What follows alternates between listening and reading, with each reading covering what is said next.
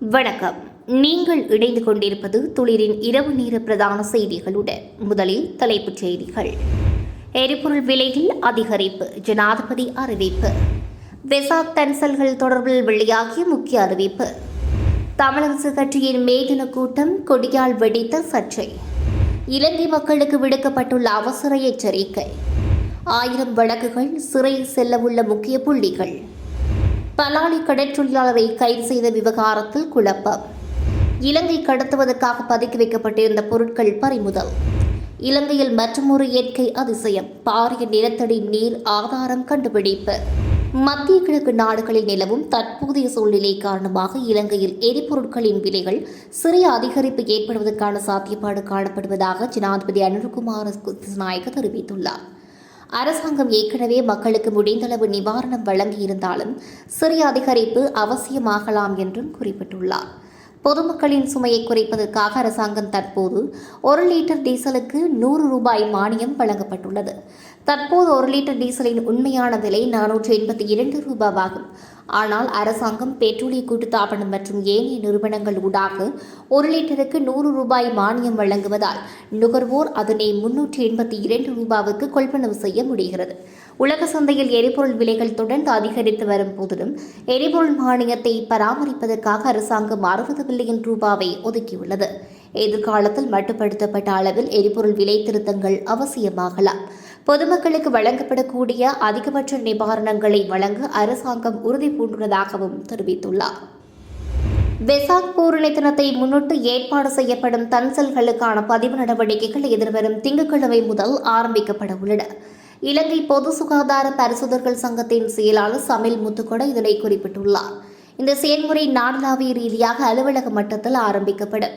தன்சல்களை ஏற்பாடு செய்வதற்கான விசேட வழிகாட்டல்களை சுகாதார அமைச்சு ஏற்கனவே வெளியிட்டுள்ளது. இது தொடர்பான பொது சுகாதார பரிசோதகர்களை அணுகி மேலதிக தகவல்களை பெற்றுக் கொள்ளுமாறு இலங்கை பொது சுகாதார பரிசோதகர்கள் சங்கத்தின் செயலாளர் சமில் முத்துக்கொட தெரிவித்துள்ளார். இலங்கை தமிழரசு கட்சியின் மே தின கூட்டம் மாங்குளத்தில் நடைபெற்றது. இதில் கலந்து கொண்டோரின் கைகளில் இருந்த கொடி சமூக ஆர்வலர்களினால் கேள்விக்குட்படுத்தப்பட்டுள்ளது. நிறங்களில் ஒழுங்கில் மாற்றம் இருக்கிறதாகவும் இபிடிபி கட்சியின் கொடியானது முதலாவதாக பச்சை வர்ணத்தையும், இரண்டாவதாக சிவப்பு வர்ணத்தையும், மூன்றாவதாக மஞ்சள் வர்ணத்தையும் கொண்டதாக தெரிவிக்கப்படுகிறது. இலங்கை தமிழரசு கொடியின் நிறங்களில் ஒழுங்கமைப்பானது முதலாவதாக மஞ்சளையும், இரண்டாவதாக சிவப்பையும், மூன்றாவதாக பச்சை வர்ணத்தையும் கொண்டதாக காணப்படும். திருகோணமலையில் நடைபெற்ற கூட்டத்தில் அவ்வாறு சரியான ஒழுங்கிலேயே வர்ணங்கள் அமைந்திருந்தன. ஆனால் மாங்குளத்தில் நடைபெற்ற இலங்கை தமிழரசு கட்சியின் மேதின கூட்டத்தில் இபிடிபியின் கட்சி கொடியில் வர்ண ஒழுங்கில் காணப்பட்டது தெரிவிக்கப்படுகிறது. நாடுகளில் கொடிகளிலோ, கட்சிகளின் கொடிகளிலோ, வேறு அமைப்புகளின் கொடிகளிலோ வர்ணங்கள் ஒழுங்கமைப்பை மாற்றும் முறை காணப்படுவதில்லை. இது இலங்கையின் தமிழரசு கட்சியின் ஒழுங்கினை மாற்றி கட்சி கொடியை அமைத்தமை சரியா என்று சமூக ஆர்வலர்கள் கேள்வி எழுப்பி வருகின்றனர். 2026 ஆண்டின் இதுவரையான காலப்பகுதியில் 25,082 டெங்கு நோயாளர்கள் பதிவாகியுள்ளதாக டெங்கு ஒழிப்பு பிரிவு அறிவித்துள்ளது. கொழும்பு, ஹம்பகா, மாத்தறை, காலி, ரத்னபுரி, களுத்துறை ஆகிய மாவட்டங்களிலும் கொழும்பு மாநகர சபையின் பிரிவிலும் அதிகளவான நோயாளர்கள் பதிவாகியுள்ளதாக அந்த பிரிவின் சமூக வைத்திய நிபுணர் பிரஷிலா சமரவீர சுட்டிக்காட்டியுள்ளார். அத்துடன் டெங்கு நோய் காரணமாக இதுவரையில் 12 பேர் உயிரிழந்துள்ளதாகவும் குறிப்பிட்டுள்ளார். இவருக்கேனும் 2 நாட்களுக்கு மேல் காய்ச்சல் நிலவுமாயின் உடனடியாக வைத்தியரை அணுகி அது டெங்கு நோயா என்பதை உறுதிப்படுத்திக் கொள்ளுமாறு வைத்திய நிபுணர் குறிப்பிட்டுள்ளார். வைத்தியரை சந்திக்கும் வரை காய்ச்சலுக்கு பெரசிட்டமோல் தவிர்ந்த வேறு மருந்துகளையும் பயன்படுத்த வேண்டாம் என்றும், கொசுக்கடியில் இருந்து பாதுகாப்பை பெற தகுந்த நடவடிக்கைகளை எடுக்குமாறும் பொதுமக்களுக்கு அறிவுறுத்தப்பட்டுள்ளது. இந்த வருடத்துக்குள் அதிகளவானவர்கள் சிறைக்கூடம் செல்வார்கள் என்பது உறுதி என ஜனாதிபதி அனுரகுமார திசாநாயக்க மே தின கூட்டத்தில் தெரிவித்துள்ளார். நுவரெலியாவில் நடைபெற்ற தேசிய மக்கள் சக்தியின் மே தின கூட்டத்தில் கலந்து கொண்டு உரையாற்றும் போதே அவர் இதனை குறிப்பிட்டுள்ளார். எந்தவொரு தராதரமும் பாராமல் சட்டம் அனைவருக்கும் சமன் என்ற அடிப்படையில் நடைமுறைப்படுத்துவோம். 1000 வழக்குகள் விசாரணைக்கு எடுத்துக் கொள்ளப்பட உள்ளன.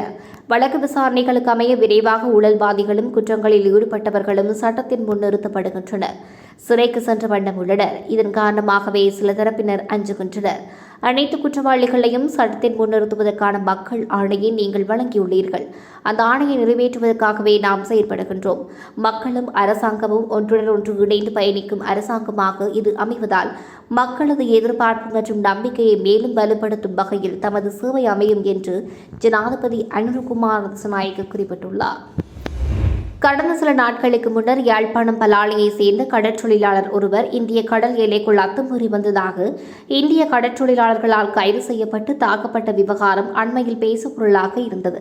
அதன் தொடர்ச்சியாக கைது செய்யப்பட்ட கடற்றொழிலாளர்களின் குடும்பத்தினர் ஊடகங்களுக்கு தெரிவிக்கும் போது தம்மை திட்டமிட்டே கடல் கொள்ளையர்கள் என்று கைது செய்ததாகவும் தாம் அவ்வாறான செயற்பாடுகளில் ஈடுபடவில்லை என்றும் தெரிவித்துள்ளனர்.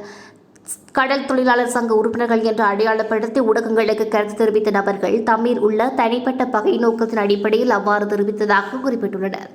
சம்பவம் தொடர்பில் பலாலி போலீஸ் நிலையத்தில் முறைப்பாடு செய்த நிலையில் பலாலி போலீசார் தமது விருப்பம் என்ற முறைப்பாடுகளை தள்ளுபடி செய்ததாக தெரிவிக்கப்பட்டுள்ளது. இந்த அவமானம் காரணமாக தமது பிள்ளைகள் பாடசாலையில் கல்வி கற்கும் நடவடிக்கைகளில் வெளியிடம் செல்ல மறுப்பு தெரிவிப்பதாகவும் இதனால் தாம் பல சமூக பிரச்சினைகளுக்கு முகம் கொடுத்து வருவதாகவும் தெரிவித்துள்ளார். கைது நடவடிக்கை தொடர்பாக பலாலி கடல் தொழிலாளர் சங்க உறுப்பினர்களுக்கு இடையில் விசேட கலந்துரையாடல் ஒன்று இடம்பெற்றது. அதன் தொடர்ச்சியாக சங்க உறுப்பினர்களிடம் இருந்து சிலர் கைது நடவடிக்கை தொடர்பாக ஊடகங்களுக்கு கருத்து தெரிவித்தனர். கடற்றொழிலாளர்கள் இந்திய கடற்றொழிலாளர்களால் கைது செய்யப்பட்டு தாக்கப்பட்ட நபர்கள் தமது மக்களுக்கு கடல் தொழிலுக்கு போன போது இந்திய கடற்றொழிலாளர்களை கண்டு சாப்பாடு கேட்க போனதாகவும் அப்போது அவர்கள் கைது செய்யப்பட்டதாகவும் கூறும் தகவல் போலியானது என்று 2016 ஆண்டு யுத்தத்தின் பின்னர் மீள்குடிபெயர்ந்த பின்னணி இருந்து சம்பவங்கள் தொடர்பாக தொடர்ச்சியாக முன்னெடுத்து வருவதாக தெரிவிக்கப்படுகிறது. இவை சம்பந்தமாக போலீஸ் நிலையத்தில் பல்வேறு முறைப்பாடுகள் பதிவு செய்யப்பட்டுள்ளதாகவும் தெரிவிக்கப்பட்டுள்ளமை குறிப்பிடத்தக்கது. நாங்கள் மாவீர குடும்பங்கள் அதான் எடுத்துத்தான் இவ எங்களுக்கு சதி செய்யணும். நாங்கள் இந்த மாவீர குடும்பத்தால் தான் நாங்கள் வன்னிக்கும் ஏற்பட்டு போனாங்கள். இந்த கடைசி சண்டை இதில் தான் நாங்கள் இங்கே நாங்கள் வந்த இதில் இருந்து இவ எங்களுக்கு இப்படி சதி செய்யணும். என்ற மக்களை 6 பேர் என்ற மக்கள் அவங்களுக்கு சதி செய்து கொண்டு நிற்கணும். ஆனால் என்ன ஒரு இது என்று சொன்னாலும் அவைக்கு ஒரு பாதிப்பு வந்தாலும் இந்த மக்கள்லாம் ஓடி போயினோம், காப்பாற்றினோம். கடலில் ஒரு மேரியில் தண்ணி போட்டு பிறண்டாலும் ஒரு தரம் போவாயினம் என்ற மக்கள்லாம் போய் அந்த உயிரை காப்பாற்றி அவைன்ற போட்டுகளை கரைக்கு மீட்டு கொண்டு வருகினோம்.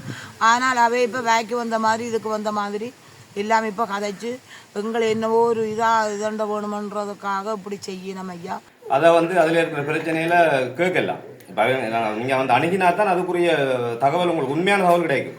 அதை விட்டுட்டு நாங்கள் எங்களோட ஒரு ட்ரெண்டிங்குக்காகவும் மக்கள்கிட்ட பிரச்சனை சமூக ஊடகங்களுக்கு ஒரு தங்களை ஒரு ட்ரெண்டிங்குக்காக தான் இப்போ போய்கொண்டிருக்கிற மாதிரி எல்லா நியூஸ்லையும் பிறகு இப்போ அமைச்சர் கண்டனம் அன்றைக்கு நேற்று அந்த காலையிலேயோ நேற்று அந்த ஆர்ப்பாட்டத்தில் கூட எதிராக இந்திய மீனவர்கள் தொப்புகளோடு உறவு ஆனால் இங்கே இப்படி செய்து போட்டினோம்னு சொல்லி தமிழ் தேசியம் பேசிக்கொண்டு சும்மா தங்கட அரசியல் ஆவதுக்காகவும் தங்கட பாய்க்கு வந்த விதமாக தான் கதைச்சு கொண்டிருக்கணும். நம்முடைய சம்மேளனத்திலிருந்து கூட எல்லாரும் பேட்டி கொடுக்கணும், யாழ் ஊடகத்துக்கு போய் பேட்டி கொடுக்கணும் என்ற இதை ஒரு இந்த ஒரு இதை வச்சு தங்கட இதை கதைச்சு கொண்டிருக்கணும். ஆனால் உண்மைத்தன்மை களவலை பிடிபட்டது. ஏனண்டா நாங்கள் இன்றைக்கு மனவருத்தப்புறம் எல்லா ஊடகங்களும் ஒரு விஷயத்தை சொல்லினோம், செய்தது பிழையா இருந்தாலும் இப்படி அடித்தது பிழையாது. இது இதே சம்பவம் இந்தியாவில் இருக்கிறவியல் எங்கட மீனவரால் வெட்டுப்பட்டு காயப்பட்டு இருக்க இப்போ இன்றைக்கு இங்கேருந்து துடிக்கிற துடிப்பு அந்த அங்கத்தை மக்களும் துடிச்சிருப்பாங்க. தமிழ்நாடு புதுமடம் கடற்கரை பகுதியில் இருந்து படகில் இருந்து இலங்கைக்கு கடத்துவதற்காக வீடு ஒன்றில் பதுக்கி வைக்கப்பட்டிருந்த இந்திய பெறுமதியில் 13 லட்சம் ரூபாய் பெறுமதியான பொருட்கள் மீட்கப்பட்டுள்ளன. பதுக்கி வைக்கப்பட்டிருந்த பொருட்கள் SP தனிப்பிரிவு போலீசாரினால் நேற்றைய தினம் மீட்கப்பட்டுள்ளது. பூச்சி மருந்து, ஷாம்பு, காப்பித்தூள், ஃபேஸ் கிரீம், சோப் உள்ளிட்ட பொருட்களை இவ்வாறு பதுக்கி வைக்கப்பட்டுள்ளன. குறித்த பொருட்களை மீட்ட SP தனிப்பிரிவு போலீசார் ராமநாதபுரம் சுங்கத்துறை அலுவலகத்தில் ஒப்படைத்தார். மேலும் ராமநாதபுரம் மாவட்டம் கடற்கரை இலங்கை கரையில் மிக இருப்பதால் கடல் வழியாக படகில் கடத்தல் பொருட்கள் அதிக அளவு கடத்தப்பட்டு வருகின்றன. இந்நிலையில் கடந்த 1 மாத காலமாக தேர்தல் நடத்தை விதிகள் அமுலில் இருந்தமையினால் ஆங்காங்கே தேர்தல் பணிகளில் ஈடுபட்டு வரும் படையினர் வாகன சோதனையும் மேற்கொண்டு வந்ததால் கடத்தல் சம்பவங்கள் குறைந்திருக்கும். அதற்கு பிறகு தேர்தல் நடத்தை விதிகள் தளர்த்துக்கட்டால் மீண்டும் கடத்தல் சம்பவங்கள் அதிகரிக்கப்படும் என்றும் தெரிவிக்கப்பட்டுள்ளமை குறிப்பிடத்தக்கது. இலங்கையில் மற்றொரு இயற்கையான பாரிய நிலத்தடி நீர் ஆதாரம் கண்டுபிடிக்கப்பட்டுள்ளதாக தேசிய நீர்வளங்கள் மற்றும் வடிகால் அமைப்பு சபை தெரிவித்துள்ளது. மாத்தரை ஊருபொக்க நகரின் மையப்பகுதியில் உள்ள மணல் கெட்டிய பிரதேசத்தில் நேற்று கண்டுபிடிக்கப்பட்டுள்ளது. பஸ்கோடு பிரதேச சபைக்குட்பட்ட பகுதிகளில் ஆயிரக்கணக்கான மக்கள் நீண்ட வரிசை காலமாக குடிநீர் தட்டுப்பாட்டை எதிர்கொண்டு வருகின்றனர்.